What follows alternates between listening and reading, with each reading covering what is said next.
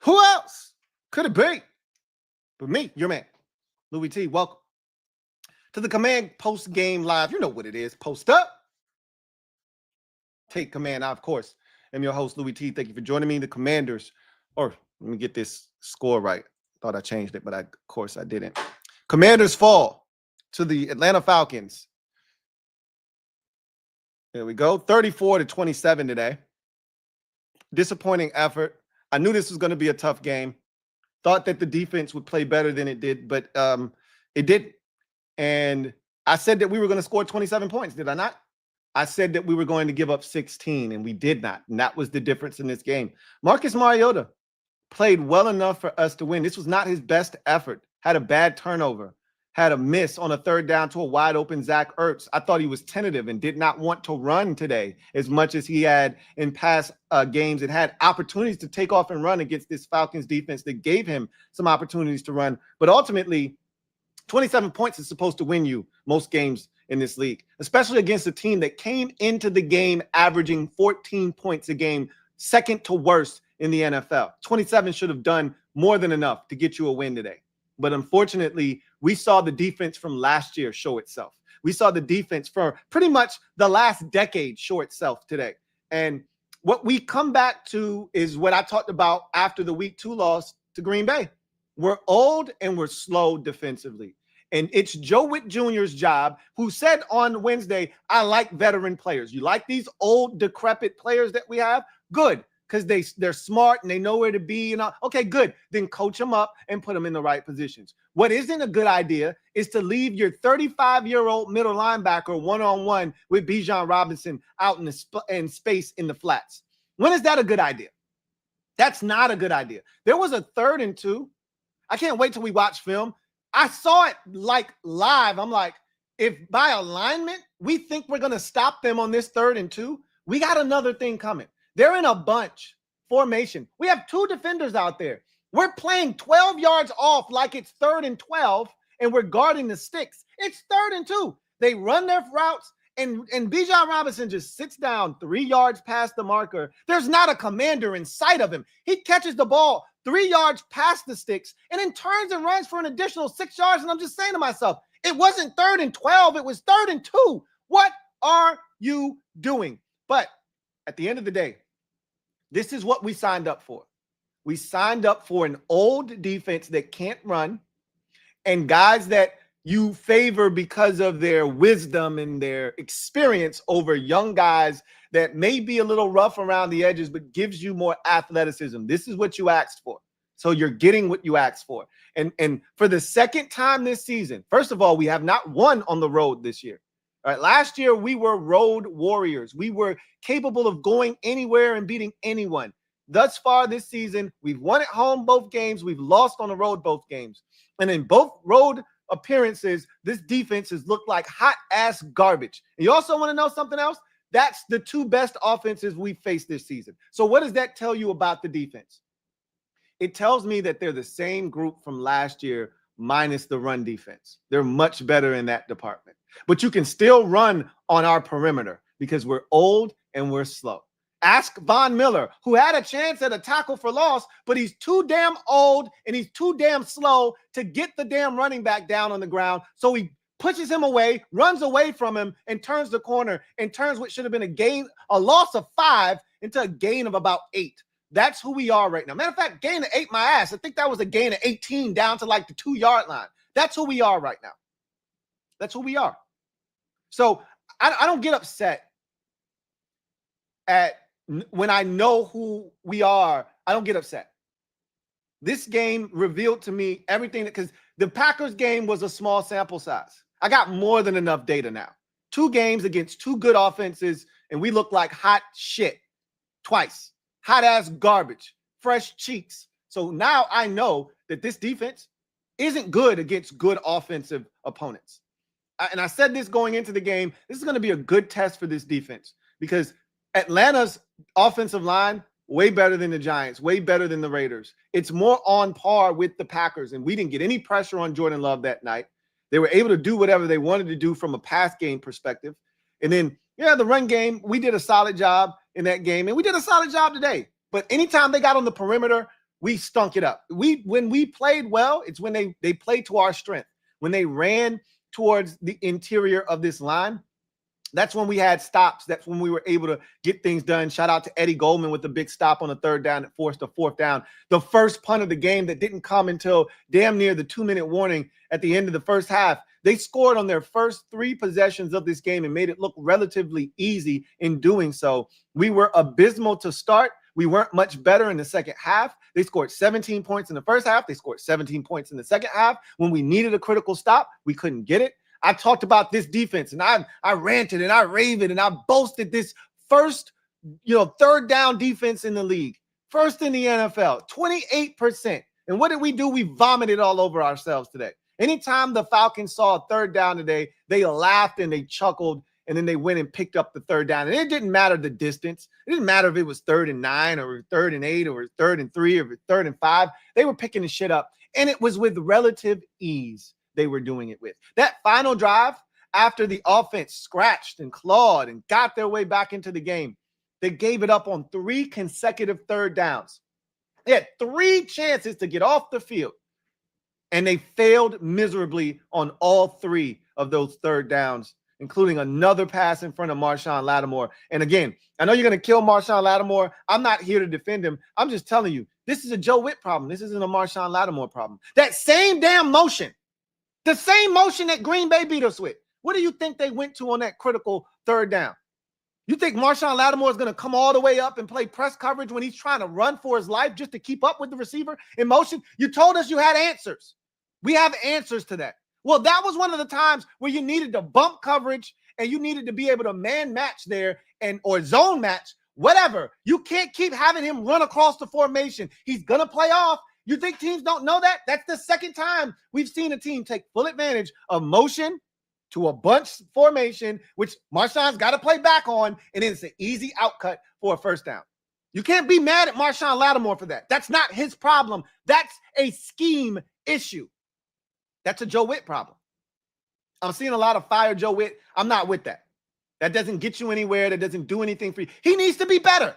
That's what needs to happen. He doesn't need to be fired. You don't get fired after 4 games of mediocrity when you don't have any real talent either. You get fired after years of being here, not getting it done, and having talent, which we do not have in abundance, okay? We are what we are. You guys got to remember, this is year 2 of a recalibration. Year 2. We jumped ahead of schedule. If we would have gone 7-10 last year, you wouldn't be as upset right now because we would be on schedule. We jumped ahead of schedule. Now there are expectations. And I told you guys, this year's not going to feel like last year. It can't. Because last year you were able to go into the season with little to no expectations. You were able to go into last year just thinking, I'm happy to be here. This is fun. Whether we win or lose, man, I like the way this team is playing. That's not acceptable this year. Now there are real expectations. Everything that we want is still in front of us. But as you see, the upgrades that they've made, they've worked.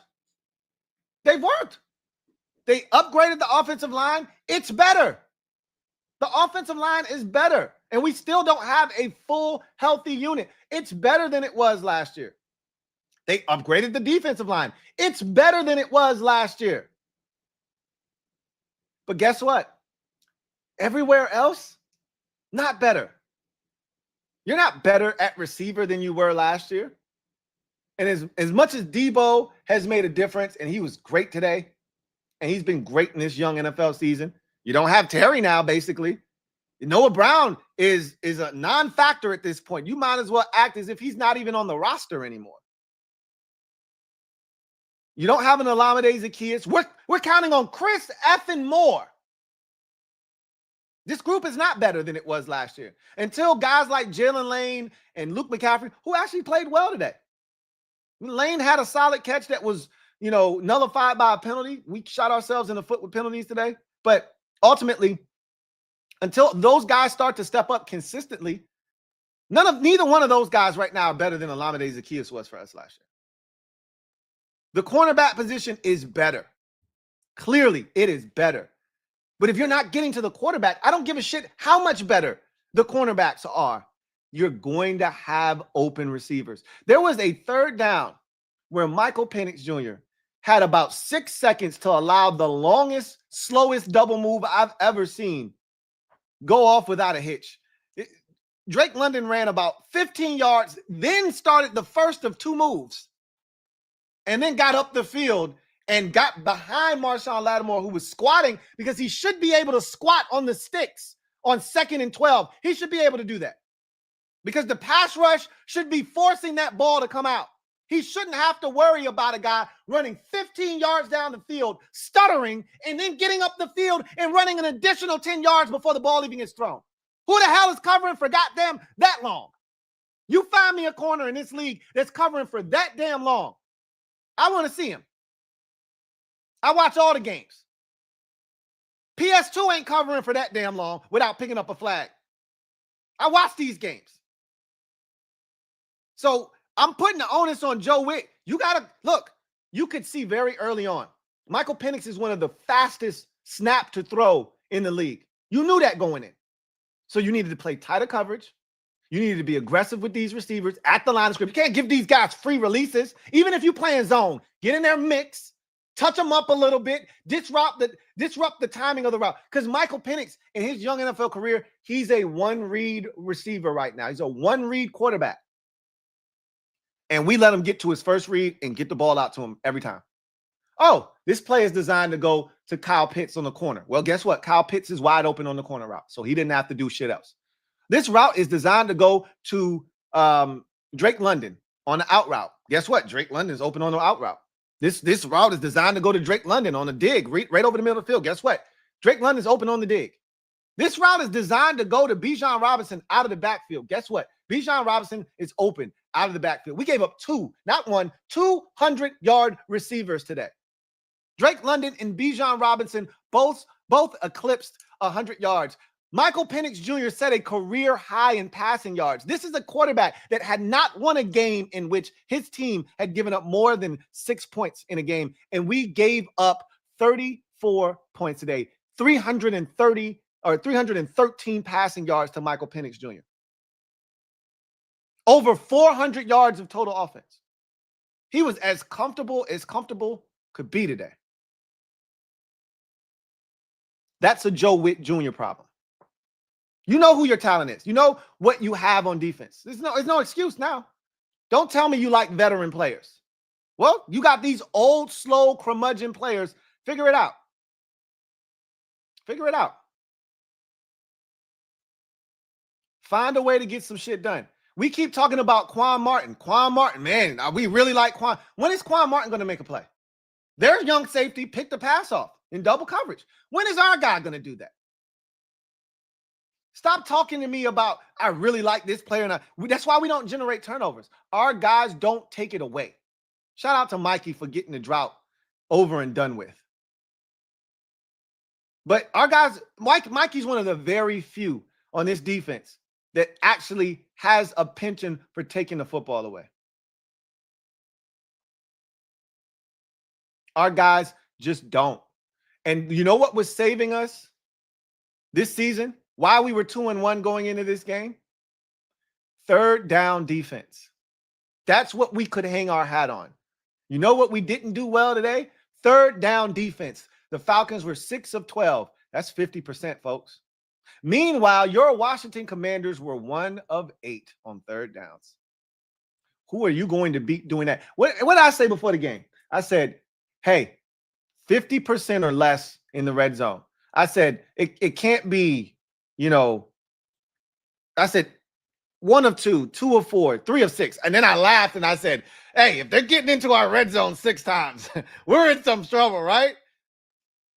I said that jokingly because there's no way the Falcons, who are averaging 14 points a game, it's getting into our red zone 6 times without us helping them. Well, you know what? The Falcons got into the red zone 6 times today without us helping them. There was no turnover. There was no sudden change of possession that put them in great field position. We just vomited all over ourselves defensively.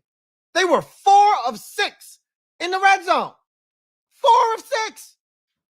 And the last one, they didn't need a touchdown. They were in chip shot field goal range to put the game away. So the urgency to score a touchdown wasn't even there. We should be ashamed of ourselves today.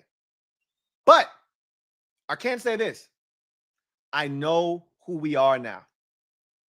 I know who we are.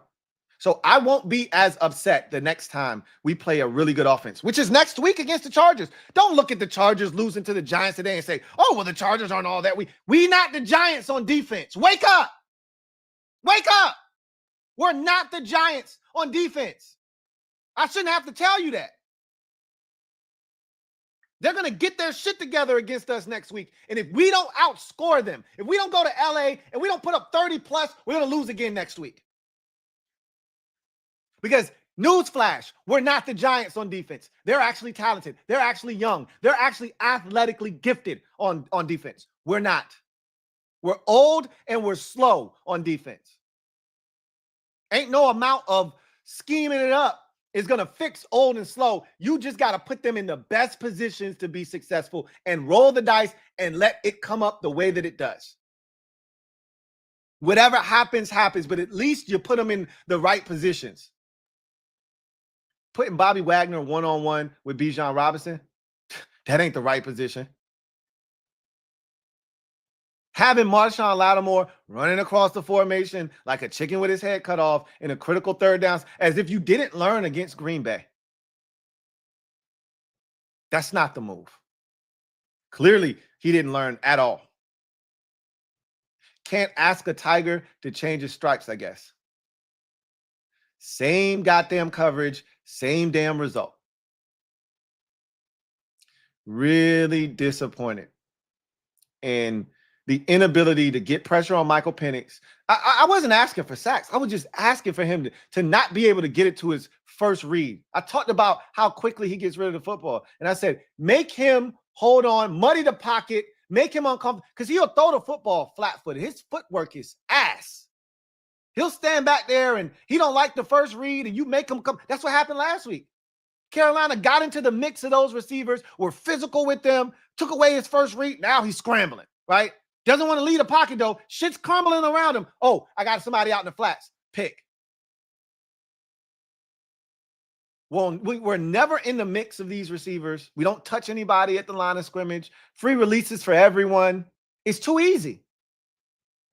It's too easy. We don't play zone coverage very well. I mean, Joe Witt's in a tough spot. I'm going to be honest with you. We don't play zone well, and we don't play man well. So, I mean, what do you do? I mean, I wish I had an answer for you. What do you do?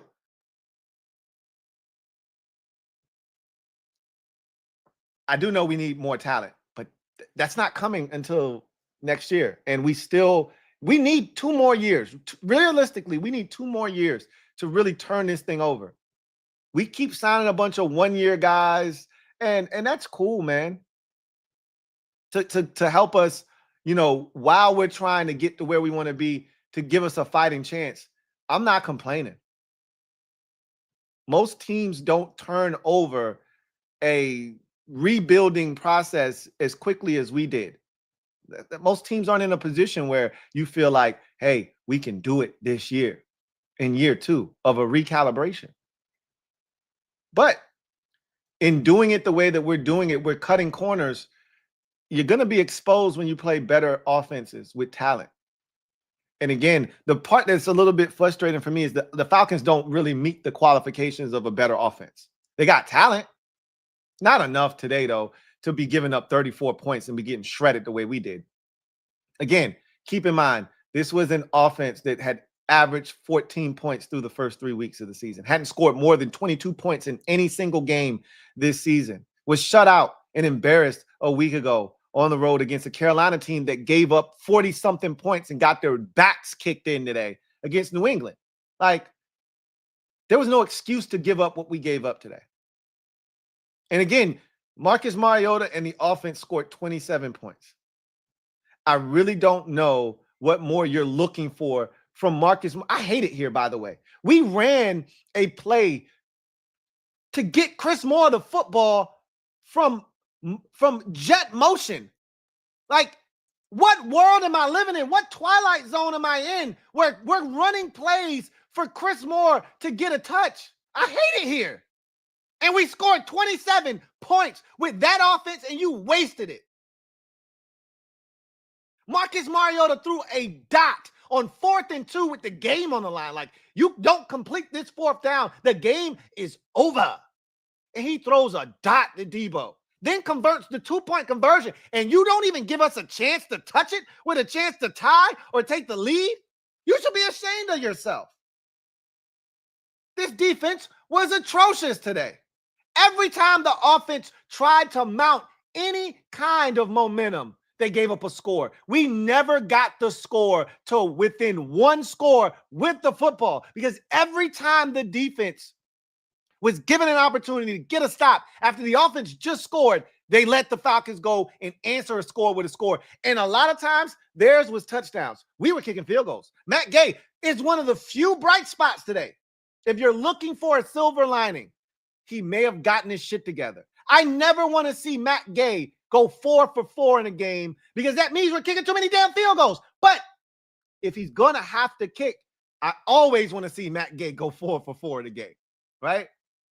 52 was his long today. Everything was pretty much down the middle. There was one that kind of hugged that left upright, but no one's complaining. It went through. It was good. He gave us a chance today because he made all of his kicks.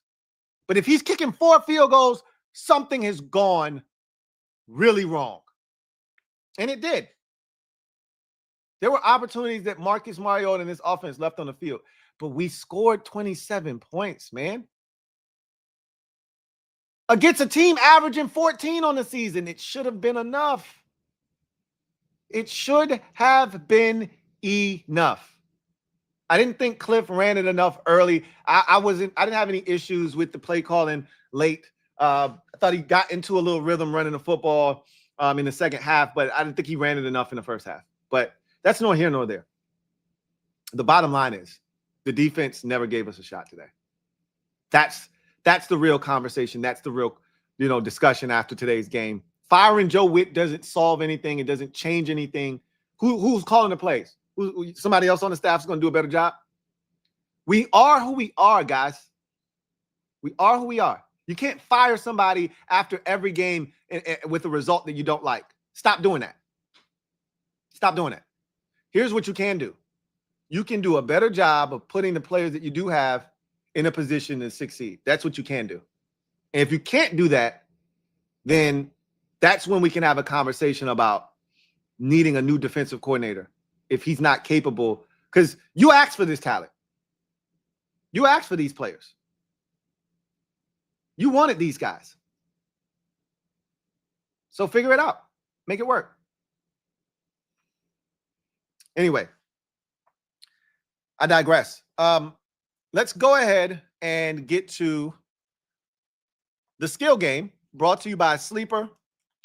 We'll take a look at that real quick, and then we'll come back on the other side and we'll get to the comment section. The skill game brought to you by Sleeper. Oh, Sleeper is a fantasy sports and real money gaming app that focuses on bringing people together through sports and gaming. I'm having so much fun with this app in particular, Sleeper. I've had so many opportunities to get it done, and I just haven't, right? And I didn't even check. I'm going to be honest with you. I didn't even check the app. I was so engaged in the games today. I didn't even check the app to see what I did. So this is my first time looking at it. I know I didn't win because Darnell Mooney got injured, but he did have a catch. But I thought he was going to be a bigger player in the game today. So I already know. And Bill didn't score a touchdown, which I know I said to myself, you should just go Debo. Debo's going to be a big part of this game. And I should have just gone with Debo. But I thought we would get down there and we would be inside the 5-yard line and they would give it to Bill and he would score. And that didn't happen today. But I digress. If you don't have the app, Sleeper, go to the description of this video, and every single video that I do, you will find a link there that you can click, which will take you to where you can download the Sleeper app. Then use my promo code LTN to get you 100% match on a deposit up to $100. That's right, a dollar for dollar match. You put in 100, they're going to give you an additional 100 to spend on the app. And That's plenty of money on this app. You can win a lot of money. I'm talking a lot of money. Yeah, a lot of money on this app with $10. Speaking of which, let's go to my picks and what I did today. So let's see about today's game. So I bet 15, lost $15. I made 6 picks, and this is what my ticket looked like. So I needed Darnell Mooney to have more than 3.5 receptions. Never ask a banged up dude to do anything for you. Darnell Mooney can't. He's the equivalent of Noah Brown for the Atlanta Falcons right now. So don't ask Noah Brown to do anything for you. That's what my process should have been. It wasn't. So I had to pay for that. At Debo, 7.5 rush yards. Somebody yesterday said that looked like a trap. It did look like a trap, but it was too enticing. I couldn't pass it up. And he ended up with 9 yards. It didn't take much, but that's why I said 7.5. He should be able to clear that, right? And he did. John Parker Romo, I knew he was going to kick some field goals for the Falcons. I didn't expect them to score this many damn touchdowns today. I thought he'd be kicking a bunch of, just like our guy kicked a bunch of field goals. I thought he'd be the one kicking all the damn field goals. It was the other way around, but he still made 2 field goals. I knew he would. And so I was pretty confident about that. Luke McCaffrey, 18.5 yards. Like, where else are you going to go? Right? I mean, I'm bitching and complaining about, Chris Moore, but like, where else are you going to go? I really wanted, and if you watched the skill game yesterday, you know that I really wanted rushing yards with Chris Rodriguez. They didn't have that available. I really wanted receptions for Luke McCaffrey and Jalen Lane. They didn't have that available. That's where I really wanted to go, but I had to settle for Luke McCaffrey receiving yards, and Luke had 21, so he hit the more than the 18.5. I knew he would today because he just had to. He had no choice. Bill, anytime touchdown, did not happen for him today. That was disappointing. We never really got within striking distance. Every time he touches it, though, I can say it feels like he has a chance to pop one every time he touches it. I'm so excited for him, but it just hasn't happened yet. Marcus Mariota, I felt like he had opportunities to run today, and he just refused to run. Now, he had some shots down the field that were negated due to penalty. He had one to Jalen Lane, and then there was another one that was negated due to a penalty. I don't remember what the penalty was on that one, but I think it was a holding penalty on Ben Sinnott, I believe it was. And I thought that was a real bogus call. I didn't agree with that call at all. But nonetheless, I thought Marcus had opportunities to run, and he just didn't today. I was really disappointed in him in that regard. But so I didn't get that either. So out of my 6 picks, 3 of them did not hit. But I'll be back again next week to do this again. I feel confident that I'm eventually going to hit. I always have the right idea, but the execution doesn't always go as planned. So another one bites the dust. But again, just because I didn't hit doesn't mean you can't, right? Get the app, use the promo code LTN to get 100% match on a deposit up to $100. So you can start enjoying the fruits of your labor. You watch all this football, why not make a little bit of cash off of it?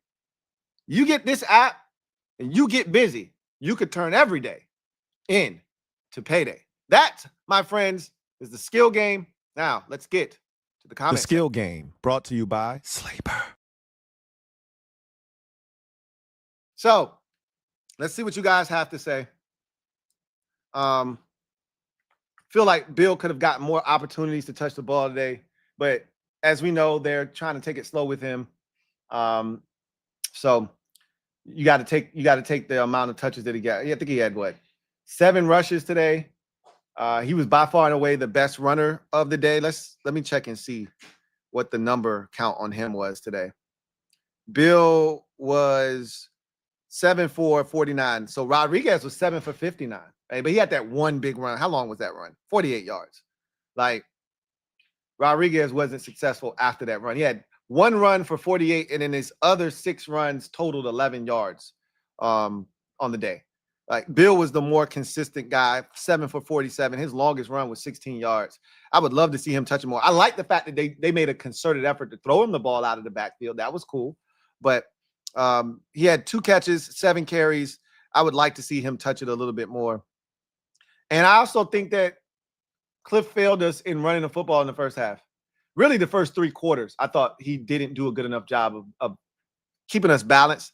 We ran the ball 22 times today for 147 yards. That's almost 7 yards a pop. Like, we were having success on the ground. We just didn't run it enough. And against the offense that was struggling to stop the run, too many drives ended due to penalties and mistakes in the pass game. Instead of just continuing the possession where Marcus threw the pick, we were killing them on the ground. Why stop?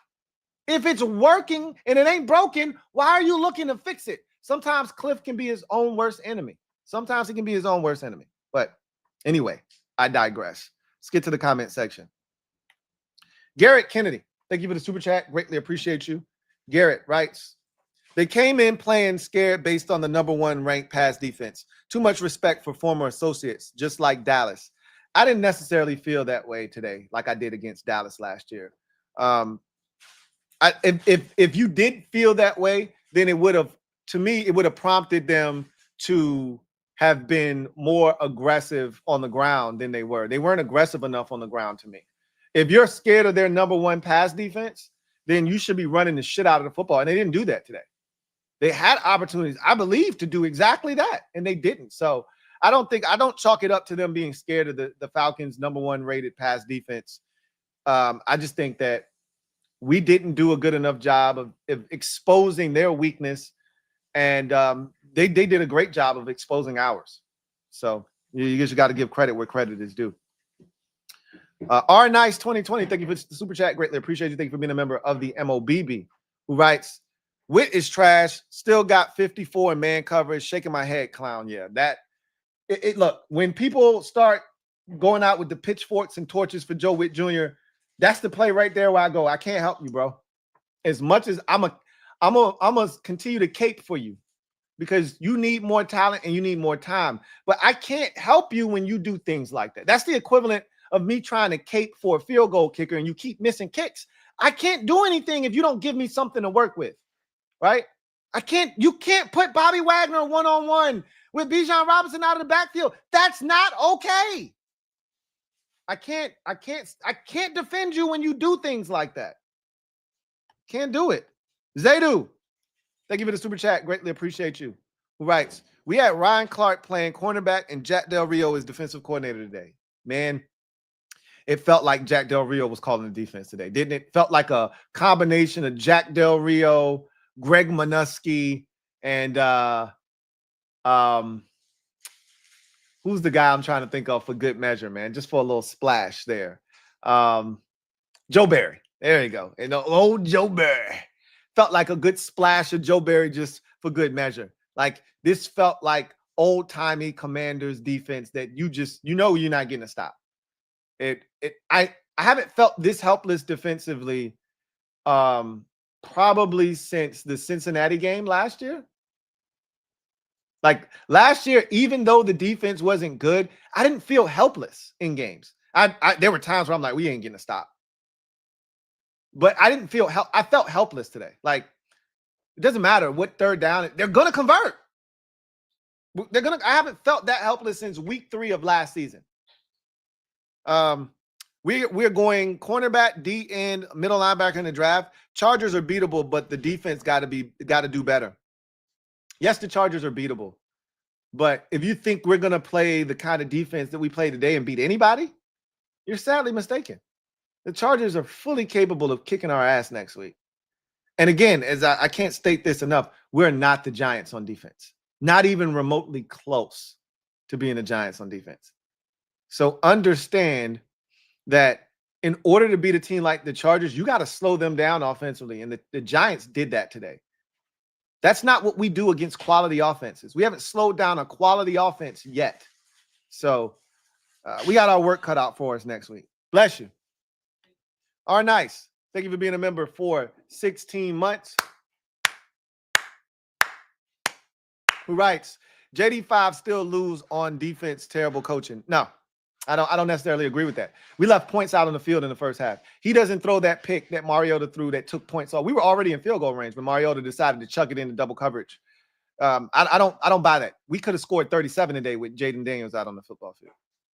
So no, I don't think we still lose this game, but this wasn't an offensive loss. We didn't lose the game because the offense didn't do enough. Could they have done more? Yeah, yeah.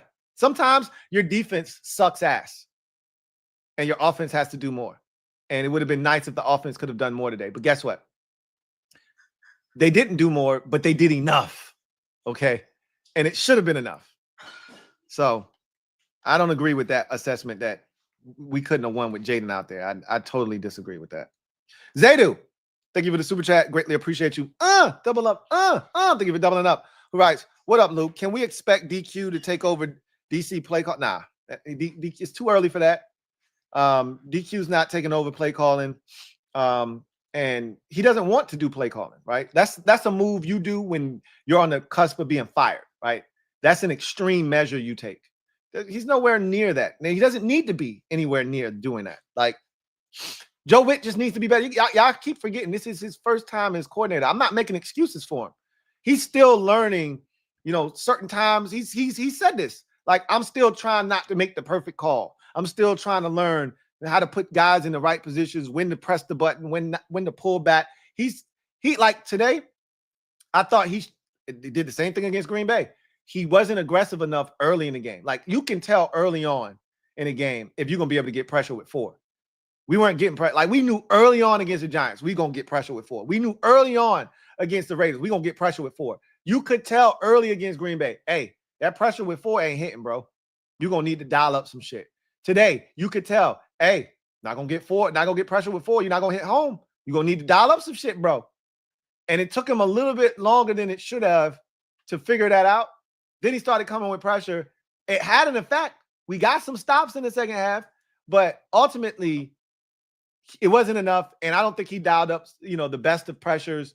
And we didn't do a good enough job covering on the back end either, because the ball still came out super fast and we were playing off too far. But when it's all said and done, DQ isn't taking over the play caller. He wants to coach the team. And so Joe Witt he just needs to be better, period. He needs to be better. GT7, thank you for the super chat. Greatly appreciate you. Thank you for being a member of the MOBB, who writes, Louie T, tough one without JD in 17. Is it me or they ran the Packers offense? We can't stop wide receiver motion and definitely shouldn't have wags in coverage. So this is the thing, GT7. What do you think you're going to get? What do you think you're going to get every single week if you haven't proven that you can stop something? What do you think you're going to get every week? Until you make an adjustment that shows that this isn't allowed, I'm going to keep running the thing that the team in week 2 that beat you had success doing. I'm going to run the thing that the team in week 4 had success that beat you. I'm going to keep running that. So yes, they did run a lot of what Green Bay ran today. You're going to see that until you stop it. And we haven't seen a motion that we've figured out how to stop yet. So you're going to keep seeing that. And you can't run defense and not put wags in coverage. Like, it limits what you can do if you got to always protect him in coverage. You should just never have him one-on-one with the running back. Like, there's things you can do defensively to where you can hide him in coverage, but he can never be matched up one-on-one. They just caught us. They caught us in the perfect look. Right? Because what if we weren't in zone and they ran that play? It wouldn't have worked the way that it worked.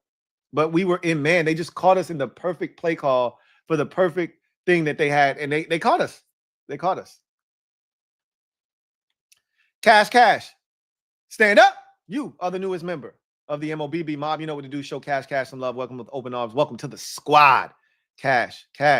Anthony Mayhew. Thank you for the super chat. Greatly appreciate you. Who writes, what up, Lou? What's up, Ant? I'm so pissed off and disappointed in the defense and Joe Witt, as you should be. Lattimore is washed. Love this team to death, but damn it, much love. I'm not on the Lattimore is washed train. Is he an upper echelon corner? No. I thought there was a chance he could get back to playing, not at the level that he was at in New Orleans. That ship has sailed, and I think we kind of figured that out last year. I just wanted him to be Darius Slay. That's it. I don't think he's going to be Darius Slay for us. But can he just be a solid NFL corner? Yeah, I think he can do that. I expect him to do that. And again, Joe Witt has to do a better job of putting him in positions to succeed. What you can't do is just say, Marshawn, Like, I think you got to let Marshawn get in somebody's face and touch him up at the line of scrimmage. I think you got to let Amos get aggressive. Like, we should have been aggressive with these Falcon receivers at the line of scrimmage, because what you really want to do to Michael Penix is you want to force him off of his initial read. That's when you get him happy feet. That's when you get him throwing flat-footed. That's when you get the mistakes. That's when he airmails one over the middle of the field right to the safety. But you never made him, because everything was easy. We were off and we were soft. Everything was nice and easy, and everything was, oh, my first read open. I ain't got to go nowhere else. We didn't force him to read shit. We just let him do what he wanted to do. Really disappointed. Rob, you been a member for 49 months. Celebrate!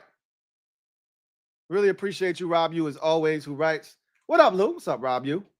Late adjustments by coordinators. Lattimore not that dog anymore. He was in NO. Nope. Not as much. I love B. He says, as much as I love B-Wags, if he's not directly in front of him, he becomes completely ineffective. Again, it's not Bobby's job. It's not Bobby's job to call the defense. It's Bobby's job to run it. Whatever they call, Bobby has to run the defense. Bobby shouldn't be put in positions where he's got to run with somebody with foot speed. He's just not capable of doing that at this ripe old age, right? Don't talk to me about he's experienced and he gets there faster. If it's a foot race, he's going to get smoked. So don't put him in that position where he can get smoked. And we put him in a position, I felt so bad watching him, that corner get turned on him and knowing, like, Bobby, don't pull a hamstring, bro. You're not catching him. Just, you can stop now. Shout out to Revo for chasing them down and giving us a shot to get a stop that we didn't get. GT7, thank you for the super chat. Greatly appreciate you. Double up. Thank you for doubling up. Who writes, Gay likes indoors. Why are we not feeding Bill? I don't want to hear that about Gay. Don't tell me that he likes indoors. All right. He better start kicking. I mean, we indoors again next week, but he better start kicking better in or outdoors, damn it. But yeah, he definitely looked a lot more comfortable today. And he's played indoors quite a bit, obviously with Indianapolis and with the Rams. So yeah, he likes indoors. You're not wrong. But he's gonna have to kick that bitch outside too. However, I'm waiting for them to unleash Bill. I don't need to do the running back by committee thing as heavy as they did the last 2 weeks. But again, they're going to continue to do that. And look, we got to act like Bill. We got to stop acting like Bill not nursing a little something. Like his knee wasn't a little bothersome this week. So he can't go out there and touch it 17, 18 times. And he's coming off of a week where he only practiced once. Like they have to do maintenance on him. They did the right thing by, reducing his touches. And like, as much as I want to see him, involved more, I get it. Like he's not 100%. So you do have to scale him back a little bit. Derek B, thank you for the super chat. Greatly appreciate you, Dave, for being a member of the MOBB, who writes, defense let every Atlanta player eat well. Scheme flawed? Yes, this is a flawed scheme for sure. Offense is a shell, but at least they fought. Indeed, they did. Young guys, thumbs up. Debo is a first quarter MVP. It's not even close. Offensively, I agree. Debo has been very impactful the first quarter of the season. He really didn't do much last week, and just his ability early in the game last week to set the tone was huge. But he had the big return last week, right? Unfortunately, we still haven't really seen what this offense can be because we ain't been healthy. I don't know if we'll ever be healthy this season, right? Like, we don't know when John Bates is coming back. We don't know when Noah Brown's coming back. We don't know when Terry's coming back. We don't know when, we're going to get fully healthy. We don't know if we'll get all these guys back at the same time. And so it's just frustrating because this offense, we felt like had a chance to be, a 30-point again. And it could still be that, once Jayden comes back and, we get going, who knows what it turns into, but it's just disappointing. We never got a shot. It started off with the Terry holdout, and we've never really been able to get on track offensively. But again, today's not the conversation for offense. Today's not the day to be complaining about what the offense did or didn't do. This is all about the defense today. You didn't have a chance today. Like Derek B just said, they fought their asses off offensively, and it should have been enough. The fact that every time we scored, the Falcons responded with a score today is abysmal. It's a joke. Silver Fox, thank you for the super chat. Greatly appreciate you. Silver Fox writes, hey, Lou. What's up, Silver Fox? 2 questions. Where's Bill? Again, already kind of spoke to that. He's dealing with a knee, so you got to scale back the amount of touches that he has. All right. He had, 9 touches today, 7 rushes, 2 catches out of the backfield. He was very effective, 7 for 47. I mean, that's damn near 7 a pop. He was running that thing. But again, at the end of the day, you don't want to overwork him and then lose him, right? We need him. And where are the turnovers? I mean, Silver Fox, good and well we don't do turnovers. Hey, look, we got one today, though. The drought is officially over. But good and well we don't get turnovers. So don't look for them. Some good news. Matt Gay has made his last 6 kicks. Hey, how about that? Matt Gay, 6 for 6 in his last 6 kicks. Praying that JD5 is healing quickly. Hey, we need him next week. We need him next week. I expect him to play next week. If he doesn't play next week, we're 2-3. We might be 2-3 anyway, but we definitely 2-3 if he don't play next week. So I need him to play next week. End of discussion, right?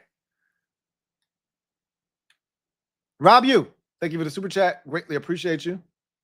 Rob Yu, thank you for being a member of the MOBB, who writes, I know we are still technically in a rebuild and you got to fill out the roster, but you got to find a way to get younger. Need young talent that contributes, which is why I get sick to my stomach of fans that always after these games, or they don't like, we need to trade for such and such. You can't complain out of one side of your mouth about being old and slow and decrepit and then want to give away draft picks, which allow you to draft young, talented, athletically gifted football players. You can't do both. You can't do both. He took a swing to give us a chance last year and into this year. One of those swings is going to help us moving forward in Laramie Tunsil. That was a great swing, and I'm glad he took it. The Marshawn Lattimore one didn't work out. It's okay. They don't all work out, guys. Okay, they don't all work out. But he took a swing nonetheless. I like an aggressive general manager that goes for it. But we're not in a position to be giving away draft picks. You want faster players? You want better, younger, cheaper players? You get those in the draft. You don't get those by trading away draft picks. So, once again, you find yourself at this crossroads where you're upset because Von Miller's 85 years old. Guess what? Zadarius Smith, 85 years old. Jadeveon Clowney, you're going to get an old-ass defensive end no matter what. You weren't going out because in free agency, all of the young guys made a decision and none of them wanted to come here. Okay? They were interested in all the oldie but goodies. They wanted Joey Bosa. They wanted DeMarcus Lawrence. They wanted Von Miller. Those are the guys they were interested in. You were getting an old guy that was going to get hurt. DeMarcus Lawrence is hurt right now. You were going to get an old guy that got hurt regardless. It's where we are in our development. We got Jacob Martin. He's played really well for us. That's as good as it's going to get from a young defensive end / edge rusher that can, play with a little bit of physicality and have some athleticism to him. But there's not a lot of those guys sitting out there. We are who we are. Frankie and Bobby made second team All-Pro last year. They weren't going to do much at the position. Jordan McGee got hurt last year and it stunted his growth. He was supposed to be ready. He's not. They're hoping he could be ready next year. He needs to stay healthy so he can get this full class this season. He needs all of the tutelage that he can get so that next year he can step in and play middle backer for us. This has to be it for Bobby. This is it for Marshawn. We know that. But this is what we have this year. So let's not complain. Again, You know how I am about this. Don't complain to me about what we have. Talk to me about solutions. What can we do? How can we be better? I just look at Joe Witt and I say, figure it out, bro. You asked for this. You wanted veteran players. You knew we were going to be old in certain spots. Figure it out, bro. Figure it out. There's no young corner to put on the field to see what he's got. We don't have those. We got Carlin Viggers. We got Antonio Hamilton Sr. We don't have any young corners. Hey, let's see what this guy can do. Don't keep complaining about Marshon Lattimore. We got who we got. We got who we got. You can't fix that until the offseason. Jalen Ramsey is getting cooked this year. Okay, dudes are running by him. These were your options. You're going to get an old corner. Darius Slade. You get one of these old-ass corners. That's what our options were. Marshon Lattimore was the best of that group, and he just hasn't been good. Those injuries are probably finally catching up to him. But you know what? Joe Witt can do a better job of putting these guys in a position to succeed. That's where I'm going to place the blame right now. Because defensively, while we aren't the most talented, and we knew that going into the season, it's enough talent to not get gouged by the Atlanta Falcons and teams like that. If this were a better offense, one that's high-powered and can score, you tip your cap and go, okay, all right, they got us. That ain't what the Falcons are. If you can't stop Michael Penix Jr. and the Atlanta Falcons, what do you think is going to happen when you see the Lions? When you see Patrick, they're struggling. Patrick Mahomes, but he'll get right against us if we play like this. What do you think is going to happen when you see the Chargers next week? When you see the Chicago Bears even, right? What do you think is going to happen when you see the Kansas City Chiefs, when you see the Detroit Lions? What do you think is going to happen? You better figure this shit out now while it's still time. Nabbit, thank you for the super chat. Greatly appreciate you. Nabbit writes, Lou ain't tripping. I feel like we are the only team that doesn't scheme for our players. Wags and man, Latin motion, D.O. not know our talent. Love to you, Lou. Look, here's all I can say is before the season starts, you're given a set of players, right? You know who your talent is. You know what you have, what you don't have. Your job as a defensive coordinator is to minimize the weaknesses, maximize your strengths, right? Put your players in positions where they can thrive. If your corner isn't a great man corner, don't put him in man a bunch. If your corner is not a great zone corner, don't put him in zone a bunch. If your corner is better at press coverage, put him in press. If your corner is better at off coverage, put him in off coverage. They got to figure, like Marshon Lattimore isn't good in off coverage. He's not. Zone, man, it don't matter. He's getting cooked in off coverage. He's not driving on the ball like the Marshon Lattimore of 7 years ago. That guy is gone. I'd rather you put him up in somebody's face, disrupt them, and if he gets beat off the line, he's getting beat anyway.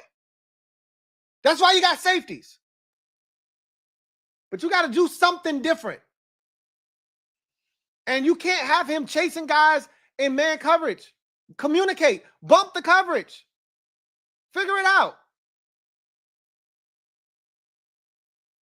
And again, you can't have Bobby one-on-one with a backer. You can't have Bobby one-on-one with a tight end. Don't put Bobby in one-on-one situations. Figure out a way not to do that. Especially this week. Especially a week like this week. You want to put Bobby one-on-one, do it against the Giants when it's a back that they ain't got no speed whatsoever, especially with Tyrone Tracy out. Let them run with Motor Singletary. Let them run with Cam Scatterbo. Fine. Don't do that shit in a week where you're facing one of, if not the best running back in the league. Don't do that shit. Please, don't do it. Rob Yu, thank you for the super chat. Greatly appreciate you. Rob Yu writes, Mariota has been good. Double up. I don't think that's a double up for you. But I need my quarterback back. I said this to the mob. I said, hey, I ain't even going to hold you. I need my GOAT back, bro. I need my GOAT back. Mariota did exactly what you ask of, backup veteran quarterbacks. I need you to come in here and just stabilize the ship. You play in 4 games, go 2-2 in them 4 games. That's all you can ask a backup quarterback. If he give you anything more than that, you should be really. Genty. Genty. Genty. Break that, Genty. I'm telling you, they trying to talk about this young man like he ain't like that. Like he ain't like that. Like he ain't like that. Better stop talking about Genty like he ain't like that. I need my GOAT back, man. Mariota was fine today. I need my GOAT back, though. I need my GOAT back. Mahomes up top. Too far. I need my GOAT back. I'm with you. And again, I got no beef, no issues with Mariota. He did everything we needed him to do these last 2 weeks. Should have been 2-0 in his starts. You would not have gotten me to guess that we were going to give up 34 points today to a team that hadn't scored more than 22 this season and a team that had been averaging 14 over the first 3 weeks. I would not have guessed that. I just didn't think that was happening today. Did I think Michael Penix was going to play better? Absolutely, he was going to play better today. But it shouldn't have resulted in a 30 piece on our head. Nah. Couldn't have got me to think. Couldn't have got me to think that. Jay Hunter Lee, thank you for the super chat. Greatly appreciate you. Jay Hunter Lee writes, Lou, we had all this Super Bowl talk off season. This being a dominant team every other week is not going to do it. We might have regressed as a unit. I hope I'm wrong. So here's the thing. It's okay to have Super Bowl aspirations and not live up to them. But the key is we have them. That is evolution, right? This is what happens when you have Super Bowl aspirations. The expectation level raises. We didn't have expectations last year. We were just happy to be here, right? Happy to be in the mix. We have real expectations now. And again, unlike last year, we're not healthy. We're not healthy. You don't think having a Terry McLaurin or Jayden Daniels or John Bates doesn't change how this game goes offensively? Shit. We might score 40 today. If Mariota, who didn't play his best today, could lead us to 6 scoring drives, right? 4 field goals and 2 touchdowns, right? And a 2-point conversion. How many points we scored today? 27, right? My math is correct. 15 plus 12 is 27. If Marcus Mariota can lead us on 6 scoring drives, how many of those field goals turn into touchdowns with 5 in the lineup? I'm just asking for a friend. There's a big difference between 3-1 and 2-2. Sky's not falling. It's not gloom and doom, but it sucks because a healthy Commanders team probably wins today. But you don't get to make those excuses in this league. Everybody's banged up. Everybody's dealing with some shit. Figure it out. Figure it out. I'm not tripping. I still have the only aspiration that I still don't have going into the season is MVP for Jayden. That ship sailed. You missed 2 games. You can't make up for lost time. You got to be in the lineup and you got to be available to win league MVP. We can still win this division. We can still make the playoffs and do damage. We can still make it to the Super Bowl. All of that shit is still within reach. This is still the first week of the first month of the season. You're in the first quarter. Teams are still figuring shit out. We're just trying to get through. That's why I said this is a big one. And I was hoping, I was praying we could somehow find a way to win. Because I feel like we're going to get some guys back next week. You could just find a way. We could get Jayden back next week. There's a chance you get Bates or Noah. I'm not counting on Noah Brown, but I think there's a chance you could get John Bates back next week. And just getting 5 back changes things dramatically. And so I was excited. Just find a way to get through this one. And we couldn't do it. We couldn't do it. I see somebody in the comment section, you tripping, but not with this defense. The defense was worse last year. What are you talking about? The defense was worse last year. And we were 60 minutes away from the Super Bowl. What are you talking about? I'm confused. You think this defense is worse than last year's defense? Because we're not watching the same games. If you think this defense is worse than last year's defense.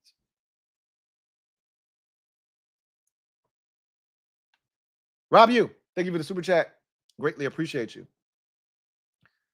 Rob you, double up, I know you doubled up for sure now. Last time I might have jumped the gun. He says, the Falcons' conversion in the third quarter on 3rd and 4 with the defense playing off like it was 3rd and 12 was the one that infuriated me. I think that was a 3rd and 2. So if we talking about the same play, Rob you, that was a 3rd and 2, bro. That wasn't 3rd and 4. It doesn't matter if it's 3rd and 4, 3rd and 2. The way they played that one, I would have to ask Joe Witt, hey, so walk me through this one, bro. What were you trying to accomplish right here? What were we supposed to be doing here? I need him to talk me through that one. I need answers. Like, schematically, that shit was faulty from the jump. We had no chance from the jump. We had no chance.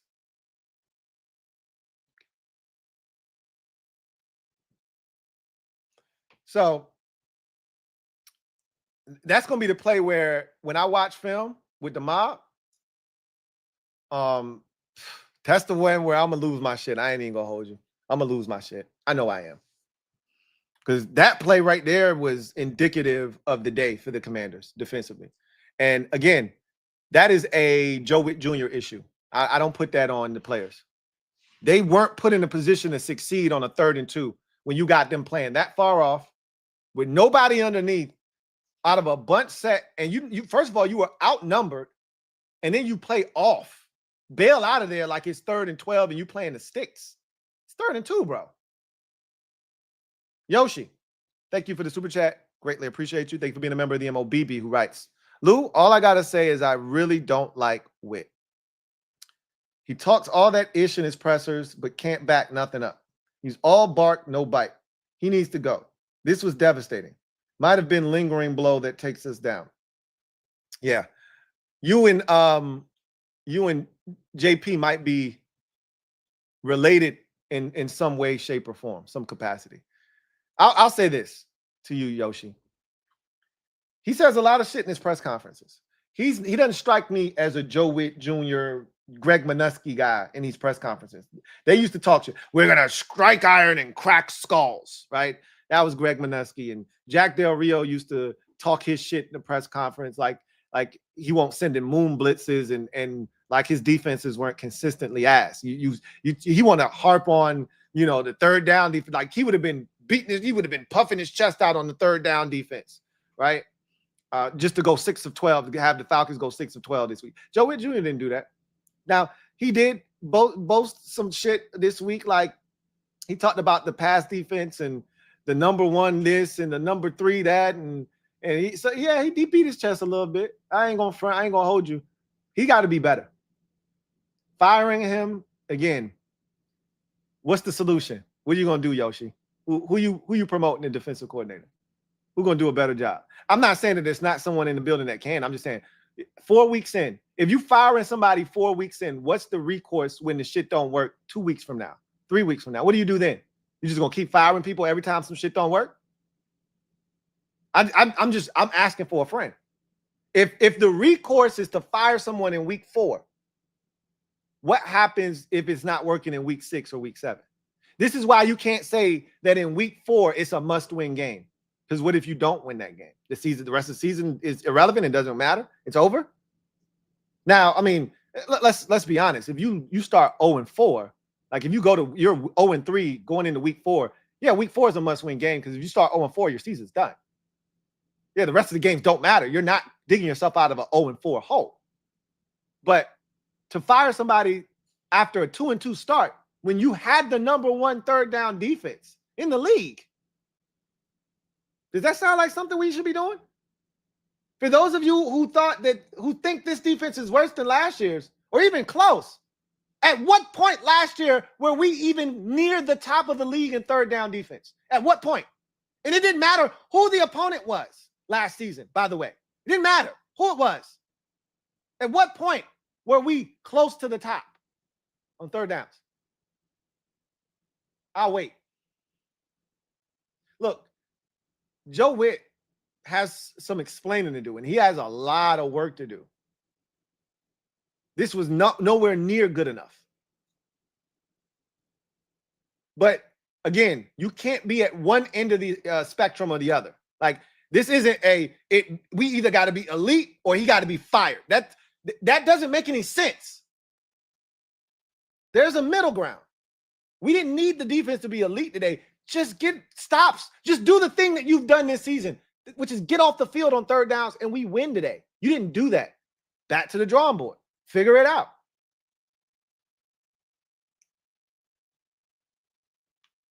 Rob Yu, thank you for the super chat. Greatly appreciate you. Rob Yu, right? Shout out to Gay for making all of his kicks. Shout out to Matt Gay for making all of his kicks. I agree. We need that moving forward. We need him to be consistent. Somebody said that's on the bright side, that's 6 straight for him. Let's keep it going. Let's keep it going. Corin Smith, thank you for the super chat. Greatly appreciate you. Thank you for being a member of the MOBB. My guy Corin writes, Lou, this was the most passive, soulless defense I've seen. Are we just an average team? We're 2-2. And that's the definition of average, right? Time to sit the old men. Why is Witt playing scared? I don't have the answers for you. You can't sit the old men because the young boys aren't ready to play. Right? Can't sit the old men. Is Jordan McGee ready? Clearly, they do not think that is the case. You damn sure can't put K. Madrano in there. And Ale Kyle almost took his own head off today. You can't put those guys in yet. Again, we don't have any young corners to put in. We don't have any young corners. Did you say, hey, let's see what the young 6th-round pick can do? Because we gave those picks away. We gave those picks away. Can't say, hey, throw that 6th-round corner out there, man. See what his ass got. Got to be better than the shit. We don't have a 6th-round corner because y'all keep wanting to trade away picks and shit. We gave away a 5th for Debo. We needed Debo. We need Debo. Derek B just told you, he's our first quarter of the season MVP offensively. We needed him. We need Laramie Tunsil. You needed it. We needed Marshawn Lattimore. He just hasn't lived up, but you can't keep giving away stuff. Can't keep giving away stuff. Sit the old men and play who exactly? I mean, you got to ask yourself, who you putting in the game? Who you putting in the game? Sit Marshawn Lattimore so you can put in who? The general? Who are you going to put in the game? Huh? I don't know why Witt is playing scared. Maybe he thinks if he presses, guys are going to get beat over the top. We already given up big plays anyway. What do you got to lose? I say that, and then we'll be really pissed off when we're giving up an assortment of 40, 60-yard touchdowns over the top. So maybe it's best we do what we're doing. I don't know. It feels, like you said, passive. I agree with that. Feels passive. Ryan E. Carbon. Been a member for 17 months. Who writes, not sure why we cleared cap space. I see no reason to add another name this year, especially at the cost of more picks. Sellers at the trade deadline. I mean, who you selling? Who you selling there, buddy? Unless it's like a Daron Payne. And again, he can help you win this year. He may not be back next year, but he can help you win this year. Like, we still have a chance to be good this season. Y'all do know that, right? We're not 1-3. We're not 0-4. We're 2-2. You're aware of that, right? So, like, the season's not over. Y'all, I don't know if some of y'all know that. I'm trying to make sure we on the same page. You know the season's not over, right? Just making sure. Season's not done. You know, JD comes back next week, and who's to say we don't get hot and win 4 out of our next 5? And then all of a sudden we sitting here at 6-3. Who's to say that doesn't happen? I'm not saying it is or isn't, but why can't it? Because of this defense? You might be right. But I'll take my chances with 5 on the field every single week. And hopefully we'll get our demon back next week. Healthy and ready to wreck shop. So, hey, it beats the alternative. I'd rather clear out as much cap space as possible and keep the books clean than to have them be dirty, to have them be full. You want flexibility. You want cap space available. So, beats the alternative, right? That may benefit us next year. We may be able to find some really quality free agents next year. Who knows? Ethan Dykes, thank you for the super chat. Greatly appreciate you. Uh-oh. Lamar just fumbled. They might get their ass whooped today. You want to talk about somebody struggling? You want to talk about a fan base that should be wilding out? How about the Ravens? If they don't get their shit together, they're going to be 1-3 today.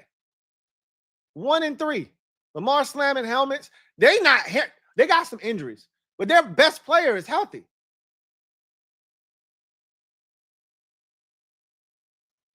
Their best player is healthy. You want to talk about a team that should be struggling with what they've done to start this season off? Like, we 2-2. And we ain't have our starting quarterback for 2 weeks. We ain't been healthy since the season started. Ethan Dykes, thank you for the super chat. Greatly appreciate you. Thank you for being a member of the MOBB. All I'm trying to convey to y'all is it could be worse. It could be worse. Thank you for being a member of the MOBB, who writes, in my eyes, we still can't defend sideline to sideline. No, that's why I talk about old and slow, right? That's why perimeter runs are still our worst enemy, which is why I still think the Eagles will be able to have success against us. And anybody that likes to run on the perimeter will have success against us because we still can't run sideline to sideline. Left to right for crap. Name one time Penix threw in the middle. That's a scheme issue. Correct. I concur 1,000%. He did throw over the middle one time against Mikey, right? And it was great tight coverage, but we don't funnel things to the middle of the field. Like the Eagles, why they're so good defensively is they funnel everything to the middle of the football field, where the help is, where teams are, where there's a lot more chance of something bad happening, ball getting batted in the air, picked off, etc. We don't do that, right? We don't dictate to teams what you should be doing with the football. We let teams dictate to us what's happening. That's a scheme problem. Because even if you're not super talented, you can dictate to a team what they are or aren't going to do. Here's what I'm not going to allow you to do. But we don't do that. Ethan Dykes, thank you for the super chat. Greatly appreciate you. Double up. Thank you for doubling up. Who writes, the fact that we can't play zone is a huge issue. Yes, it is. And I've been talking about that for years. We haven't been a good zone team. We still aren't a very good zone team. We don't match well. We don't run with guys. We play patches of grass. We don't play areas. And we don't see a guy running into our zone, see no further threat, and say, you know what, I'm going to just take this guy and plaster to him.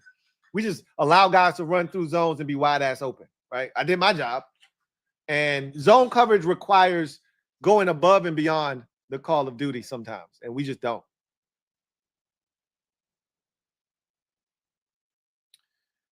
He says, that's coaching and scheme. You telling me all these vets don't know how to play zone? Teams realize it. Oh, no, they know how to play zone. They know how to play zone. They're just not very good at it. You know, that's the difference is they know how to play zone. They're just not very good at it. And unfortunately for us, you know, we got what we got. We got what we got. We got what we got. Rob you, thank you for the super chat. Greatly appreciate you. Rob you writes, I like C-Rob, but definitely need more Bill. And I know, I mean, I get what's going on here. I understand that, you know, you got to preserve Bill. He was dealing with a knee and all of that. But at some point, you got to turn the young fella loose. Thank you. You got to turn the young fella loose. So I expect them to do that at some point. Controversial calls. Thank you for the super chat. Greatly appreciate you. Controversial calls. What are you doing right now? You got 7 seconds left. You got no timeouts. What are you doing? Just go to halftime. Says put Louvu at edge on DA side, Revo in the box, and let Savage take Revo's spot in the secondary. I don't know what the answer is. I'm not one to just start trying shit just to try it. Guys have to demonstrate in some way, shape, or form, whether it's in practice, which is what you really want to see, but in games that they can before you just start throwing guys and moving stuff around. But Joe Witt-Jew's got to start trying some shit at some point, right? If you can't clean this up against better offenses, you're going to have to start. Like, I'm going to tell you right now, Joe Alt, I know y'all not watching a lot of these other games. Well, I am. Joe Alt injured himself today. They're already without their all-world left tackle, Rashawn Slater. He's done for the season. Joe Alt is going to miss the game next week. He was on the sidelines in a walking boot. He's going to miss the game next week. We can take advantage of their offensive line. Their interior was already not very good. I'm speaking of the Chargers. We can have a field day next week, just like we did against the Raiders. But their receivers are really good, and Justin Herbert's really good. So if you think you're going to find, you're going to be back there in 4 or 5 seconds, and you think Herbert's going to be standing there waiting for Keenan Allen to get open or waiting for QJ to get open, or Lat McConkey ain't finna have 8 catches for 125 yards, you're sadly mistaken. If they don't change up some shit, doesn't matter if we can abuse their front, because we got to be better on the back end. It helps when you get pressure, but at some point you're not going to get pressure, and every time we don't get pressure, it can't be a completion.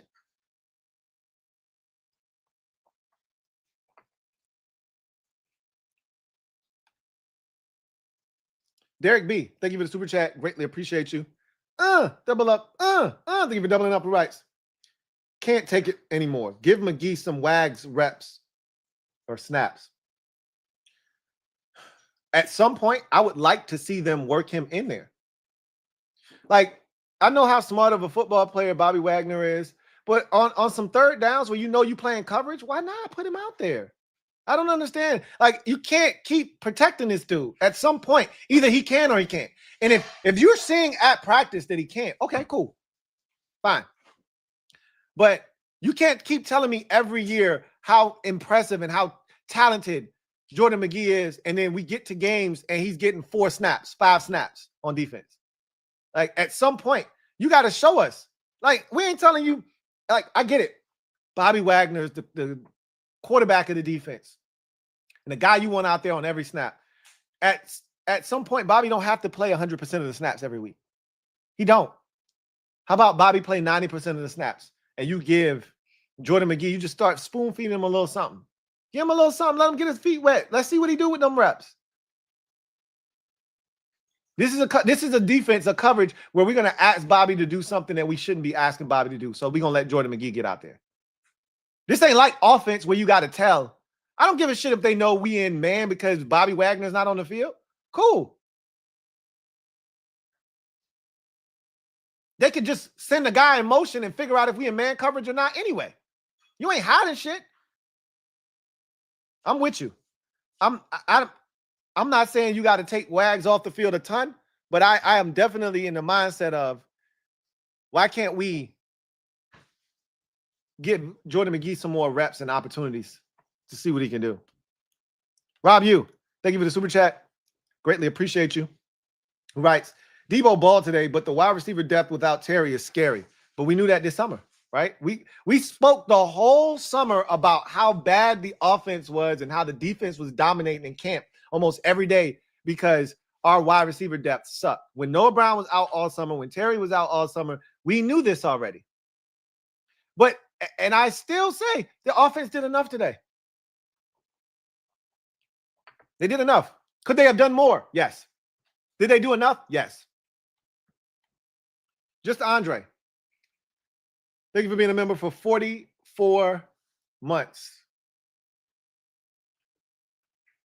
Salute. Who writes, Bill played another good game. Take the leash off. He got to be healthy, though. You overwork him, and then all of a sudden you don't see Bill for 2 weeks, and then how you gonna feel then, right? Let's get him to a point where he's no longer on the injury report, or at a bare minimum, he's able to practice all week at least, right?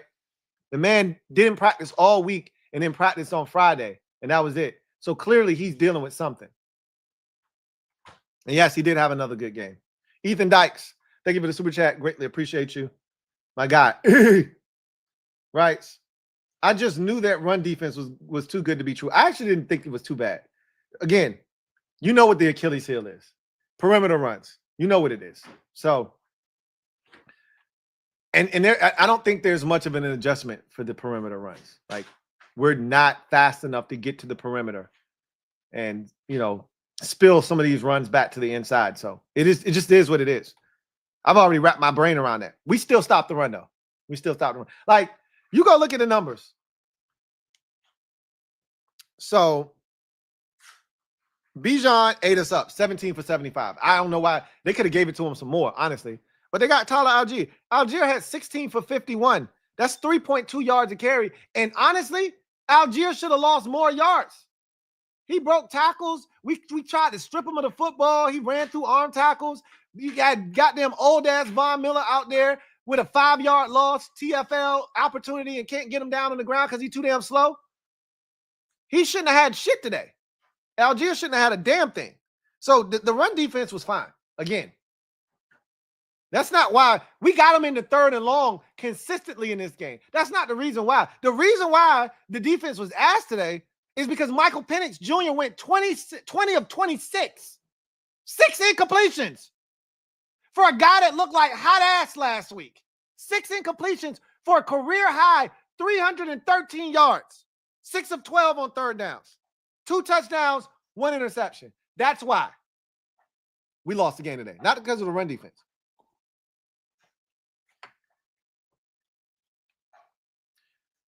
Tony Brown, thank you for the super chat. Greatly appreciate you. Tony Brown writes, this is not a Super Bowl team. Trade some of these vets at the deadline. Need draft picks badly. AP has to go back to plan A and build through the draft. Tony, you may be right about the Super Bowl. We're probably not a Super Bowl team. Who thought we were a Super Bowl team this time last year? I'll just say this. You're probably right about us not being a Super Bowl team, but I'm not willing to concede that. Here's what I will say. You have Jayden Daniels at quarterback. You're not allowed to punt on a season. You're not allowed to do it. Because what he showed us last year is you just got to get him into the tournament. You just got to get him into the tournament. We still have not seen, and I don't know if we ever will this season, but we still haven't seen what this offense looks like healthy. We still haven't seen what it looks like. We got a glimpse of it against maybe the Giants, maybe. And we had so many penalties in that game, it wasn't even funny. But all I'm telling you is you're not allowed to punt on the season with Jayden Daniels. When you got one of them ones, you're not allowed to punt on a season. You're not. So trading away players for again, who are your tradable assets? Name them, Tony. Who are you selling at the deadline? Who's interested? Well, who are the players that other teams are interested in that we can sell away for some draft capital? Name me one outside of Daron Payne. I'm listening. Who you got?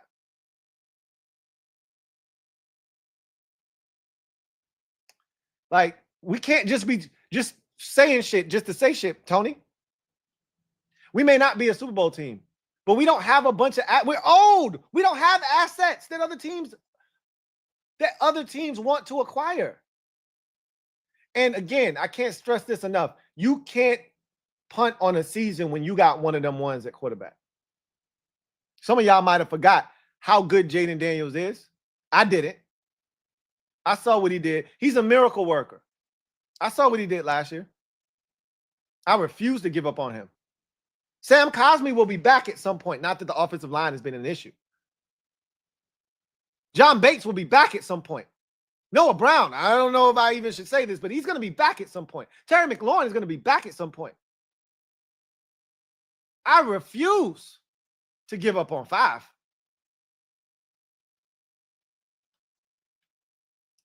Hey, Scotty. Now, I will say this, though. This is why I keep telling people that want to trade away picks for players. That ain't the move. That's not the move. Hey, Scotty. Hey, Scotty. Thank you for the super chat. Greatly appreciate you. Who writes? Okay, I'm over the loss now, but I got to face some Falcon fans at work tomorrow. Sucks to be you. That sucks. Didn't want anything, just supporting you, homie. Go Commanders. Hey, I feel for you, bruh. But all you got to say is, hey, okay, you got us for the first time in 5 years. That's all you got to say to them. That's all you got to say to them. They needed this one more than we did. They were talking about firing their coach, 1-3, all of that good stuff. They needed this one more than we did. Swaggy P, thank you for the super chat. Greatly appreciate you. Swaggy P, thank you for being a member of the MOBB, who writes, Commanders fans showed out and took over the stadium, unfortunately, in a loss. I saw that. Defense was atrocious, but finally got a turnover. Yeah, the drought is over. But I would have much rather had the Falcons go 3 of 12 instead of 6 of 12 on third downs. It's a totally different game. You trade in the turnover for 3 of 12, and we probably win the game. But unfortunately, that didn't happen. Luke with another great performance. Luke was good. Good on kickoffs. Caught a few passes. Caught a touchdown. Hey, Luke! Says, would love to have JD5 back for next week on the LA. Hashtag raise hell. He'll be back next week.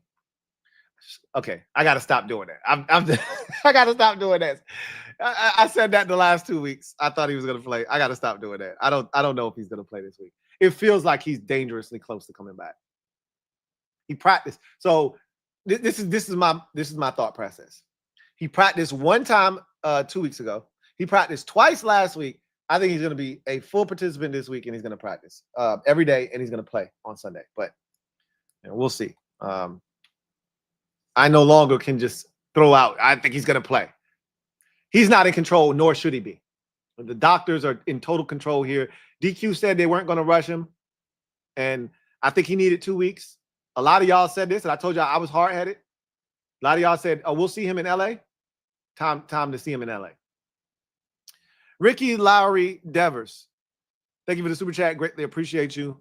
Our guy, RLD, writes, got to stop giving B-Wags a pass. He's getting schemed on. Slots and running backs he can't run with. Ladd is cooked. Mikey is not a slot. Bill still struggles with pass pro.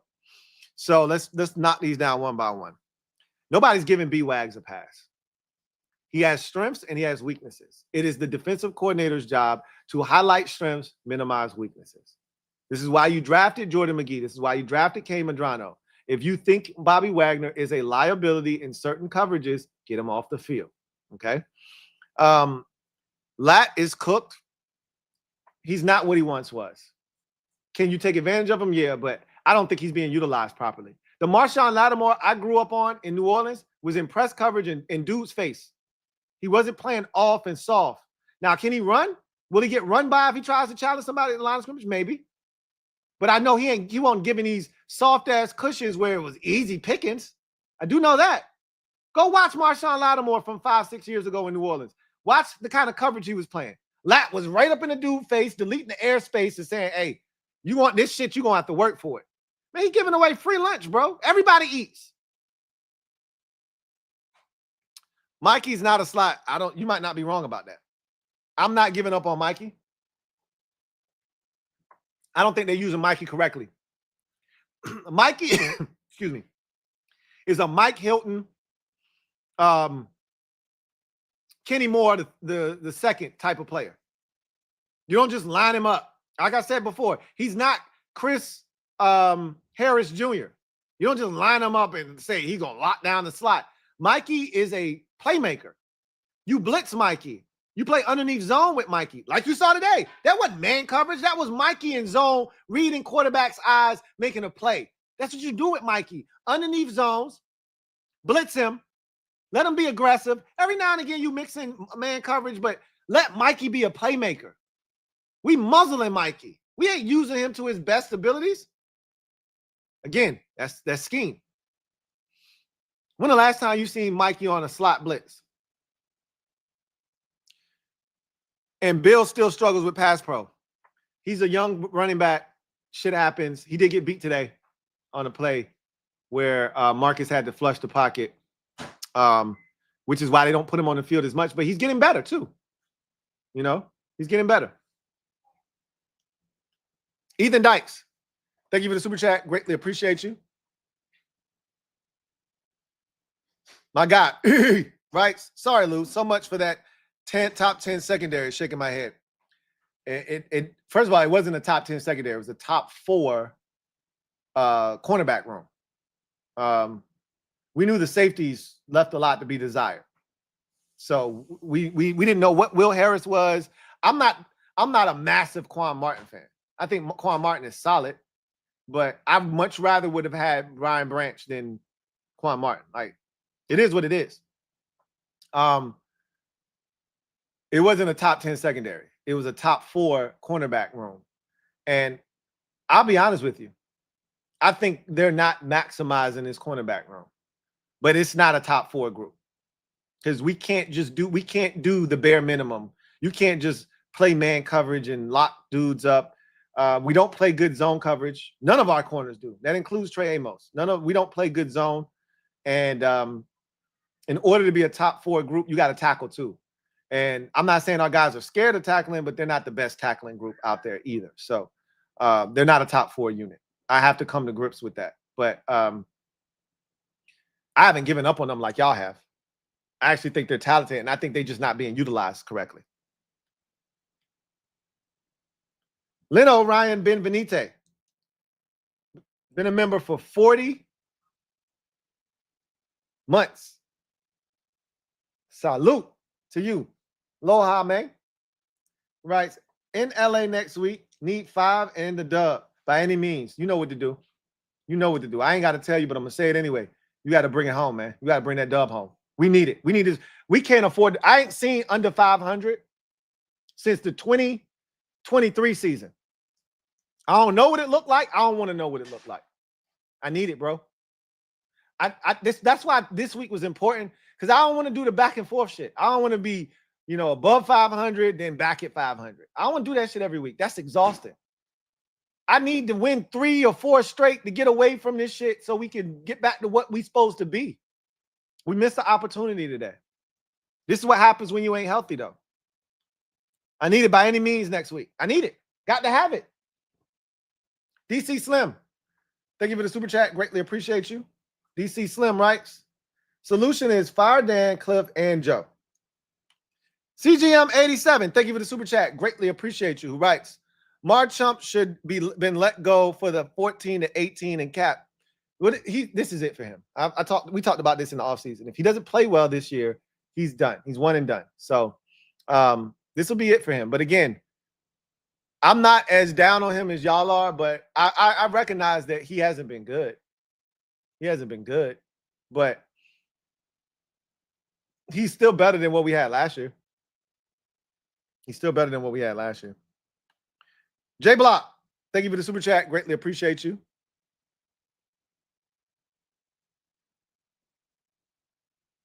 J Block writes, or thank you for the super chat. Ethan Dykes, my God. Thank you for the super chat. Greatly appreciate you. Who writes, do we miss Will Harris that much already? I thought about that today. A little bit. I say ain't no way we miss him that much, that fast. But Revo, for all of the physicality and the downhill nature that he plays with, Revo has his limitations, especially in coverage. And so the faster we can get Darnell Savage up to speed, and again, he got released for a reason. The better off we might be, but this wasn't a safety issue. Like, we didn't get cooked today because we were missing one guy. Like, we got cooked today because we couldn't rush the passer, because we were inconsistent in stopping the run because they ran a lot of outside zone and things to the perimeter. And then we, couldn't get off the field on third downs. So And I can't put that all on just not having our safety. There's a chance, though, that we could be missing him. The legendary MP. Thank you for being a member for 48 months. Celebrate! Who writes, early supers are in. Hit the like button. All right. So let's check and see what the early soups look like.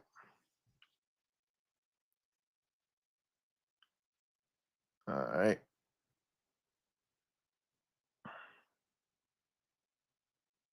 See where we at. All right. Let's go ahead and put them up on the screen.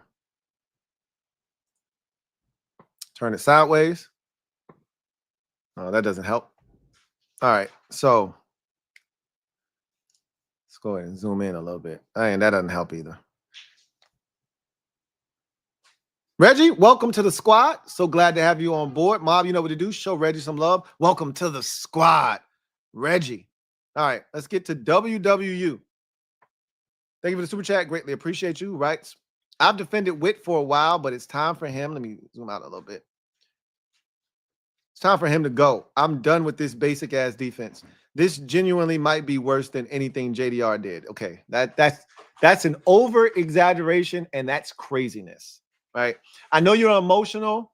You're emotional after a loss, as all fans are. But to say that what we saw today was worse than Jack Del Rio is crazy. CGM 87. Thank you for the super chat. Greatly appreciate you. Writes, Tap should be gone today. Leave him in Atlanta. How many 9-yard runs did they have? Witt having 54 on TE is a joke. And I get cushions with bad secondary, but the scheme sucks. 38 to a team. Carolina shut out. Sad. Now, keep in mind, Carolina is family business, so they know each other really well. So don't look at what Carolina did. And what I base it off of is the fact that their first 2 games, the first one was against Tampa. That's family business. They played against Minnesota. They beat them, right? Shut them down. And then they played against Carolina. They played 2 family business opponents. So they know them. So it's a little bit different, but ultimately it wasn't good enough today. Glowboy 911. Thank you for the super chat. Greatly appreciate you. Who writes, keep it 100, Lou. This is a ass team. Let me see if the next one has that one in there. Yeah. This is a 7-win team, maybe 8. Okay. A lot of y'all said the same shit last year. Like, and I know we started fast last year, but y'all did the same shit. Like, y'all are so predictable. Y'all did the same thing last year when we had the 3-game loser streak. Here we go again. Oh my gosh, we suck again. Yeah, like y'all, this is y'all move, right? Like, y'all can't handle a loss. Like, we didn't look terrible today. The defense didn't play well, but we didn't look terrible. This wasn't like it was Green Bay again. Like, okay, that's 2 times we've looked absolutely horrid, right? That's not what happened today. We didn't play well on defense. We didn't get stops. We didn't get pressure. But we didn't look horrible. We didn't look like we didn't belong. We just didn't play well enough. So all of a sudden, because you don't have your starting quarterback, you don't have your starting receiver, you don't have your starting tight end, you don't have your number 2 receiver or number 3 receiver, you don't have all of these pieces that we should have had, but we don't, and you still are competitive. All of a sudden now, we're a 7-win team now. Okay, got it. All right. CGM 87. Thank you for the super chat. Greatly appreciate you. Double up. Thank you for doubling up. Who writes, doubling down on Marchump Lattimore was a bad move, although no one wanted him after his tape last year. Would have saved 16. Again, what does that do for us now, CGM 87? What does that do for us now? That again, that's not a part of the solution. You got a solution? Because complaining about it now is too late. They didn't fix it. He was hurt last year, so they said, let's see him healthy with a full runway, with a full offseason of being healthy. Let's see. Now we know what he is. Now we know, right? Shadow Striker 789. Thank you for the super chat. Greatly appreciate you. Thank you for being a member of the MOBB, who writes, Marshawn, let him score. Says, oh, yeah, get Ben Sinnott out of here. That was a massive holding call on him. Also, how is it 3rd and 2 and Bijan catches the ball at the line of scrimmage with no defender even close? I mean, these are the real conversations we need to be having, not some of the shit y'all talking about. Those are the real conversations we need to have. Mike Lake, thank you for the super chat. Greatly appreciate you. Mike, thank you for being a member of the MOBB, who writes, what up, Lou? I really hate being a bug. Yeah, we were definitely the bug. They were the windshield today. I think it's about time we have that Joe Witt conversation. Too many issues on defense. You're not wrong. You're not wrong. I think it is time. I think it is time for us to have that conversation. And I'm okay with having a conversation. He needs to be better. It may sound like I'm capping for him and I'm caping for him, but I'm not. I just think that he's got to be better. He doesn't have a ton of talent, but he's got enough. This was inexcusable. There's no defending this. No, we are not one of the most talented teams. We talked about that in the offseason. I think this secondary is way better than what we're showcasing and how they're utilizing them. That's a Joe Witt issue, right? We know the front is good at stopping the run. We know the front is good at stopping the run. He's going to have to be more creative in getting to the quarterback. If you're going to rush 4, it's got to be more creative rushing 4, right? Like, they got to be better, period, end of discussion. And that's on Joe Witt. And I'm challenging him to be better. If he can't be better, then we can have a conversation about him having to go. But right now, that's not where we at. Not after 4 games. Not after 4 games. Jaden Somerville, thank you for the super chat. Greatly appreciate you. Jaden writes, Lou, only I can hope this game will be like the week 4 game for Philly last year. Fans wanted Sirianni fired and the Eagles got right and won the Super Bowl. I thought about that during this game. I ain't going to hold you. Like, as we were in the midst of when they scored that touchdown to go up, I think it was 15 at the time. I felt like the game was over then. When they went up, hold on a second. Oh, okay. They showing like a recap of the game. When they went up, I think it was 31-16. I thought the game was over. I started thinking, like, what if this is what if next week is our New Orleans game, right? Remember the Saints they started off the season off really hot last season.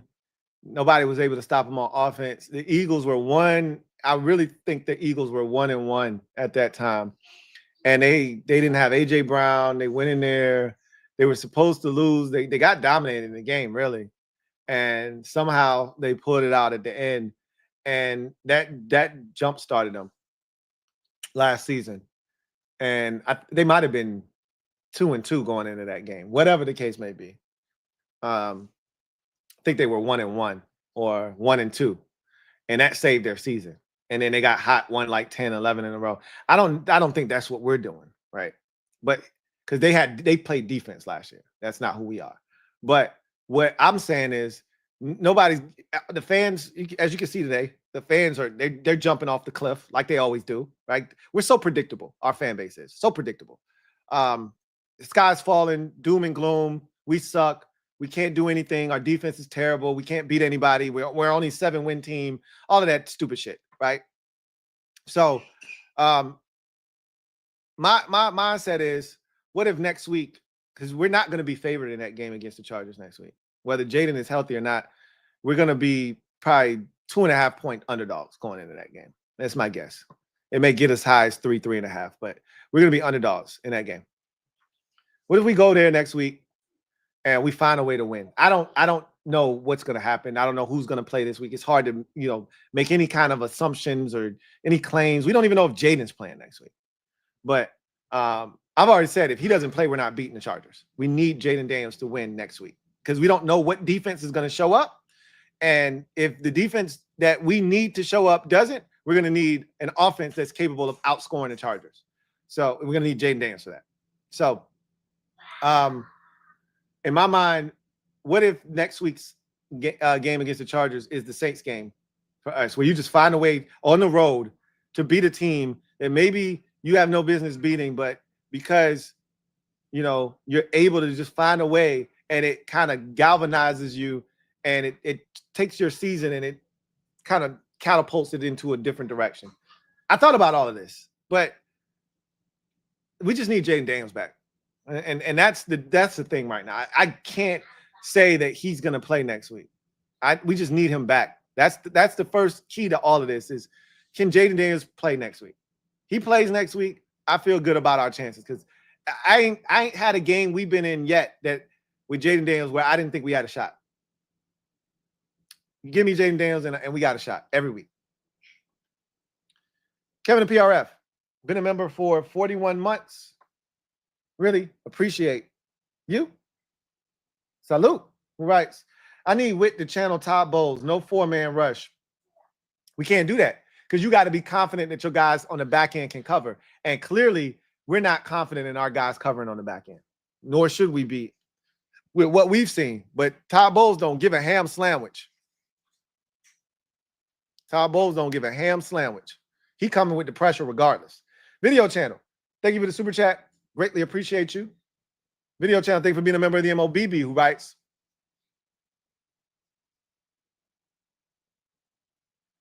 Lou, what up, video channel? What's been in the game too long not to understand how to scheme it up? Unsatisfactory performance by him today. I think that's supposed to be Witt. You're not wrong. You're not wrong. Like I said, today wasn't good enough. I'm not defending him. I'm just saying y'all got to have more patience with him. Today wasn't good enough. We had coordinators here for two, 3, 4 years before they finally got bounced. And y'all trying to bounce this man. And Jack Del Rio was a veteran. And he was asked for 4 years here. And y'all let him be asked for 4 years. And again, some of y'all was trying to fire him in year 2. Because the first year, remember, he took the worst defense in football and turned it into one of the better defenses, right? And then the next year we were asked, and y'all wanted him gone. A lot of y'all did. And then the third year he was good, and then the fourth year he was asked again and he got fired. So all I'm saying is you can't get rid of dudes 2 seconds into their tenure as a coordinator. You got to give dudes a chance to fail. Y'all want to get rid of people. I always just say this to people: how would you feel if somebody came to your job and after a couple of poor performances, you got fired or they wanted you fired? How is that fair? Right? I don't know what it is you do for a living, but how would you feel if after only being there for, because again, you got to understand it's a little bit different. NFL is different than a regular job. Okay.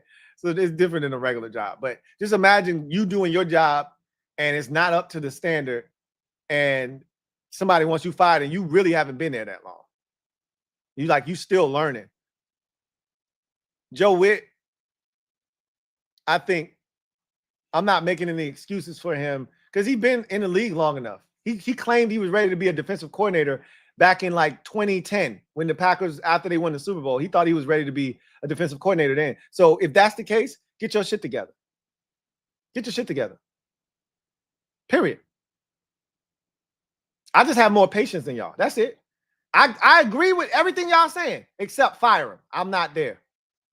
He need to be better. Figure out a way to put guys in better positions to succeed. You need to put the young guys in there a little bit more. Specifically, you need to put Jordan McGee in a little bit more. If you're going to play coverage and you know you're playing coverage, put Jordan McGee in there. There's some things you can do, right? But ultimately, I stopped short of fire. Y'all want to fire him. I'm not looking to fire him. That's not where I'm at. Ain't no half Stephen. Thank you for the super chat. Greatly appreciate you.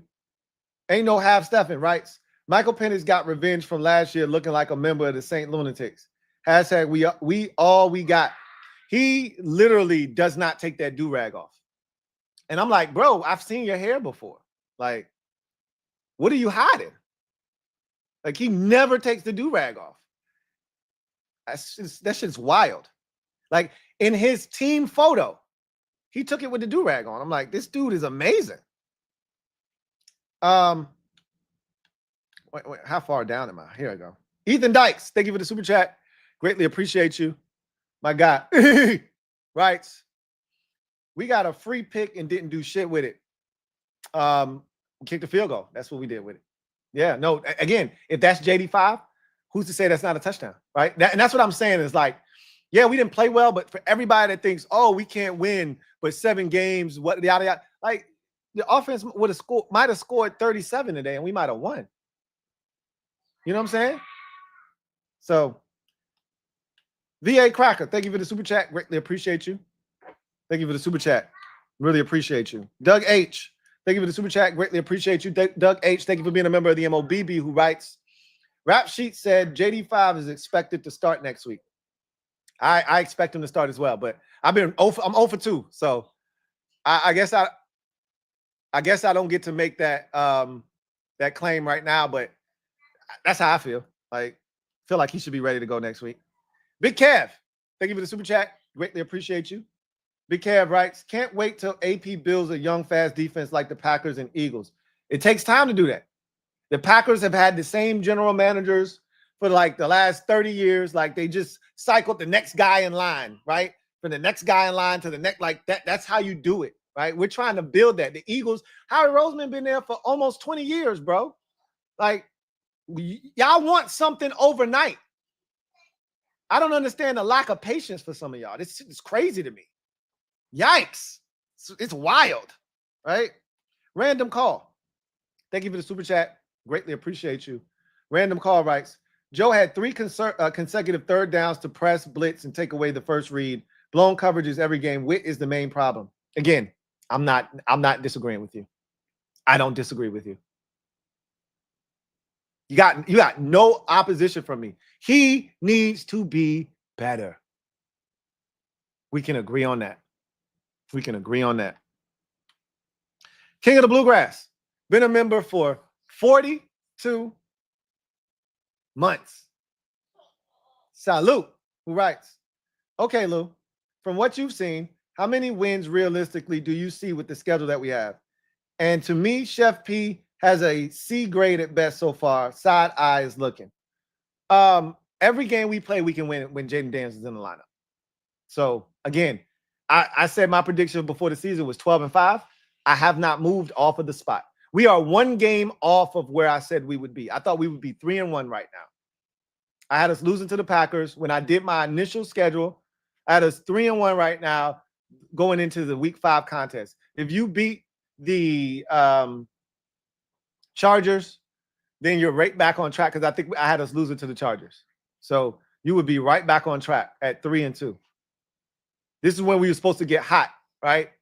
Like, beat the Chargers, or excuse me, we were supposed to beat the Raiders, beat the Raiders, beat the Falcons, lose to the Chargers, beat the Bears, and beat the Cowboys, right? And then that's winning 4 out of 5. We can get right back on track with a win over the Chargers, and then you just got to start playing good football. Like, you got to parlay that into a win against the Bears, and then you got to beat the Cowboys the week after. Like, you can get hot. I'm not y'all. Okay, I'm not y'all. This is where we differ. Because at the first side of trouble, I don't run and hide. I'm not looking for a ditch to dive in so I can hide from the bullets. I want all the smoke.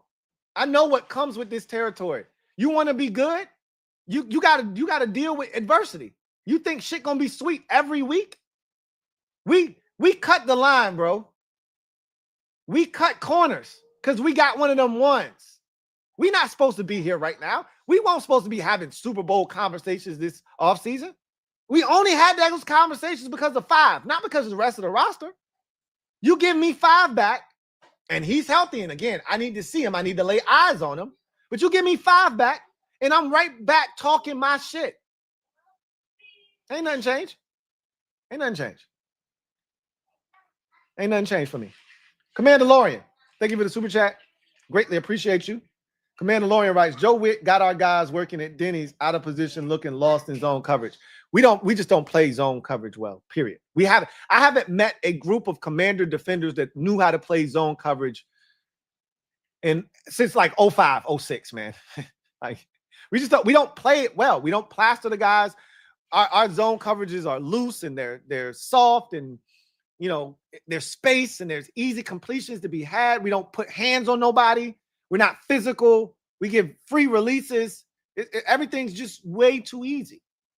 You probably got to go back 2 decades to find some real zone coverage here in Washington. So it is what it is. Renell Winchester, thank you for the super chat. Greatly appreciate you. Who writes, if our offense could have stayed on the field longer, our defense would have had less plays to play, basically. The offense ended up with too many field goals. That's what we did last year. That was the recipe. Remember, the defense was awful last year. Let y'all tell it the defense was just as bad this year. It's just as bad this year as it was last year. No, it wasn't. The only difference was the offense last year sustained drives, was incredible on third downs, even better on fourth downs, so the defense didn't have to play a bunch of snaps. Well, the defense this year, they're getting off the field on third downs. They didn't today, but the first 3 weeks, they got off the field on third downs. The offense is not sustaining itself. Hasn't done it yet. We haven't seen last year's version of the offense yet this season. Not one game have we seen last year's offense. Even last week against the Raiders, the offense was good, but it wasn't last year's lights out offense. So again, we haven't seen that group yet. Maybe that group is coming at some point soon. Stay tuned. We'll see. Right? Anyway, I digress.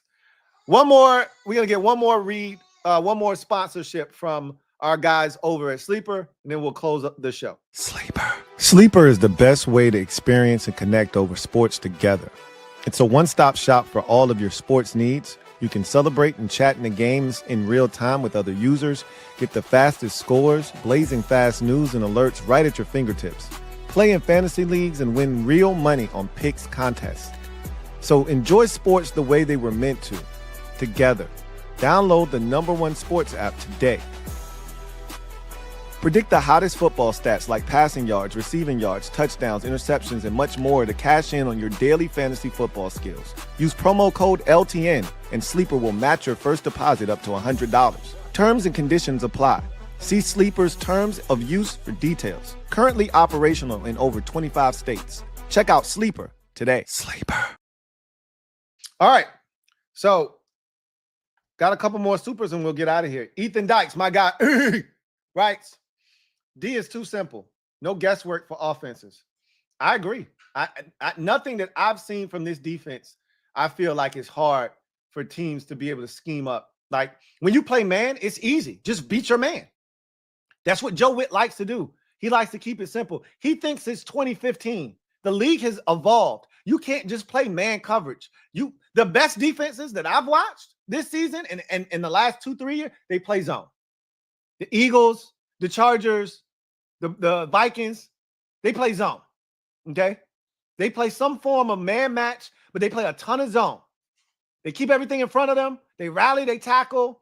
They're sound defensively. They squeeze on routes underneath. They get their hands on footballs. They pick stuff up.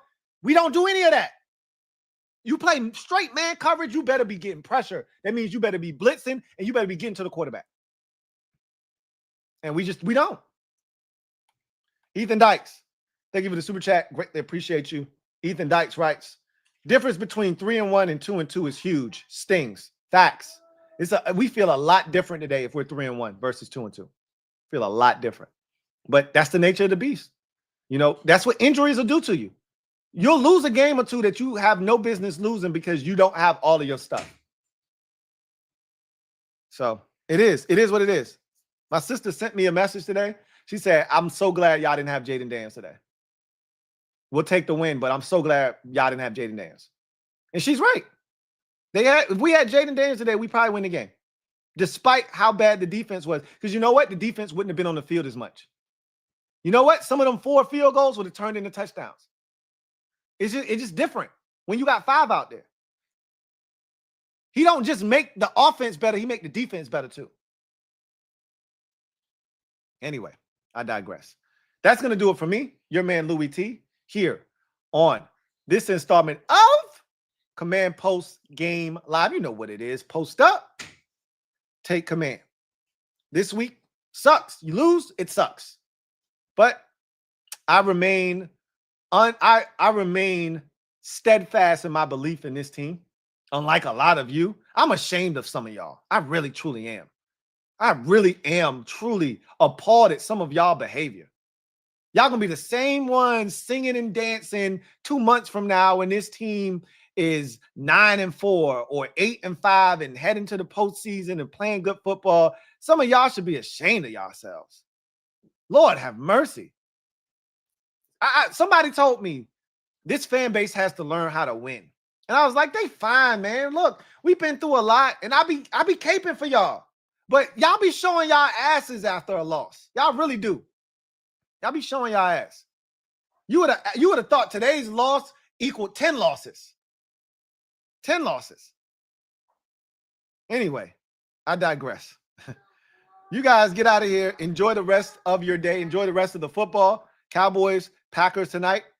Will the Cowboys join us at 2-2, or will they drop to 1-3 and join the Giants, who got off the schneid today with a win over the Chargers, who's coincidentally enough the Commanders' next opponent? We will see. But in any event, Commanders don't get it done today. They fall short 34-27 at the hands of the Atlanta Falcons. It was an abysmal day for the defense. Joe Witt Jr. was awful today. A lot of explaining to do for Joe Witt Jr. We'll see what kind of excuses he has come Wednesday when he steps up to the podium. And let's see what kind of adjustments he makes as we go into next week's contest versus the Los Angeles Chargers. Until then, I'm your man, Louie T, signing off. You guys have a good one. Take care. Peace.